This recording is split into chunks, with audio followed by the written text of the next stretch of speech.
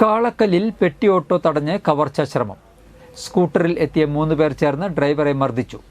ഓട്ടോയുടെ ചില്ല് തകർത്തു. വരന്തരപ്പള്ളി വടക്കുമുറി ഇടശ്ശേരി ബാബുവിനെയാണ് സ്കൂട്ടറിലെത്തിയ 3 പേർ ചേർന്ന് മർദ്ദിച്ചത്. ഞായറാഴ്ച പുലർച്ചെയായിരുന്നു സംഭവം. വെണ്ടൂരിൽ നിന്ന് ഇറച്ചിയുമായി വരന്തരപ്പള്ളിക്ക് വരികയായിരുന്ന ബാബുവിനെ സ്കൂട്ടറിൽ എത്തിയവർ തടഞ്ഞു നിർത്തുകയായിരുന്നു. സ്കൂട്ടറിൽ വന്ന ഒരാൾ ഓട്ടോയുടെ ഡോർ തുറന്ന് ബാബുവിനോട് പണം ആവശ്യപ്പെട്ടു. പണമില്ലെന്ന് പറഞ്ഞ ഉടനെ ഇയാൾ ബാബുവിനെ മർദ്ദിക്കുകയായിരുന്നു. കൂടെ ഉണ്ടായിരുന്ന ആൾ ബാബുവിന്റെ കഴുത്തിൽ മാലയുണ്ടെന്ന് കരുതിയെങ്കിലും മാലയില്ലെന്ന് കണ്ടയുടനെ മർദ്ദനം തുടരുകയായിരുന്നു. ഇതേസമയം സ്കൂട്ടർ ഓടിച്ചിരുന്നയാൾ ഓടിവന്ന് വഴിയരികിൽ കിടന്ന വലിയ കരിങ്കല്ലെടുത്ത് എറിഞ്ഞ് ഓട്ടോയുടെ ചില്ല് തകർത്തതായും ബാബു പറഞ്ഞു.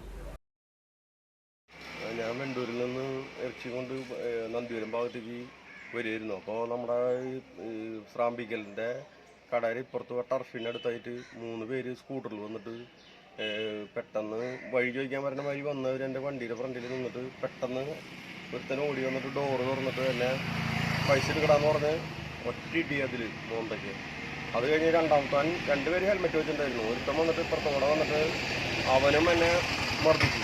അത് കഴിഞ്ഞിട്ട് പൈസ എടുക്കടാന്ന് പറഞ്ഞിട്ട് എൻ്റെ കൈപ്പിടിക്ക് ഇങ്ങനെ കൈ വെച്ചിട്ട് ചെയ്യാൻ പൊട്ടിക്കാനായിട്ട് നോക്കി. അത് കഴിഞ്ഞ്